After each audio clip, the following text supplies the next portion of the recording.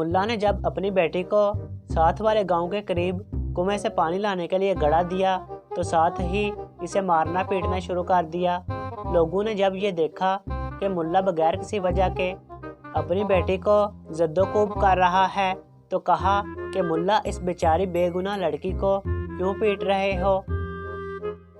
ये सुनकर मुल्ला ने यूं जवाब दिया, इससे पहले ये पानी का घड़ा रास्ते में तोड़ दे।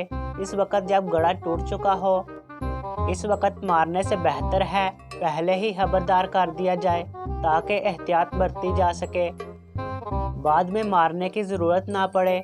लोग मुल्ला नसीरुद्दीन की ये हिकमत अमली, एहतियात और अंदाज़े फ़िक्र सुनकर खूब हंसे।